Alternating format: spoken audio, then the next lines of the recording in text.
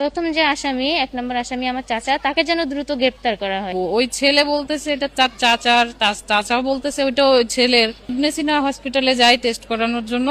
ওখানে গিয়ে দেখি যে হ্যাঁ পজিটিভ।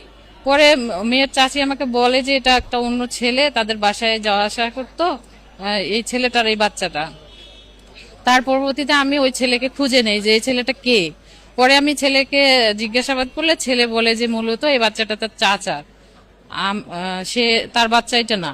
তো আমি ধোঁয়াশার মধ্যে পড়ে যাই বিষয়টা নিয়ে। তারপরে মেয়ের বাবার সঙ্গে আমি যোগাযোগ করি বিষয়টা নিয়ে সমাধান করার জন্য, কিন্তু তারা আমাকে কোনোভাবে পাত্তা দেয় না। তো আমি একটা সময় গিয়ে যখন মানে এতটাই কোণঠাসা হয়ে পড়ি যে আমার তো মেয়ে, তার পেটে যেহেতু বাচ্চা, এখন আমি এটা কি করব? ওই ছেলে বলতেছে এটা তার চাচার, তার চাচাও বলতেছে ওইটা ওই ছেলের। এখন আমি তো নিরুপায় হয়ে যাই। তারপরে আমি 1 মাস পরে ঢাকা থেকে চলে আসি। ঢাকা থেকে এসে আমি আইনি ব্যবস্থা নেই। তো গত 6-10-2025 অক্টোবর মাসে আর কি আমি একটা মামলা করি মিঠাপুকুর থানায়, যার মামলা নাম্বার হচ্ছে 9/536।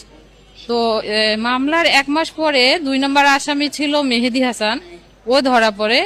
আর 1 নম্বর আসামি যে মেয়ের চাচা, ওর নাম হচ্ছে মোহাম্মদ নাজমুল ইসলাম, সে কিন্তু এখনো ধরা ছোঁয়ার বাহিরে। আমার মা আমাদের যাবতীয় সব খরচ চালাচ্ছে এবং আমি আমার বাবুকে নিয়ে আর কি নিরাপত্তায় নাই আর কি, যেটা সমাজে সবসময় হেয় হচ্ছি। সমাজের লোক আমাদের ছোট করে দেখতেছে। এখন আমি চাই যে এটা যেন সুষ্ঠু একটা বিচার হয়, আইন প্রশাসন দুইজনেই যেন, দুই পক্ষে যেন এটা সুষ্ঠু একটা বিচার করে। এবং প্রথম যে আসামি, 1 নম্বর আসামি আমার চাচা, তাকে যেন দ্রুত গ্রেপ্তার করা হয়। তাকে প্রশাসন গ্রেপ্তার করতেছে না, সে প্রতিনিয়তই তার বাড়িতে যোগাযোগ করতেছে। এখন আমি চাই যে তারা যেন একটা ন্যায় বিচার এবং সুষ্ঠু বিচার দেয়।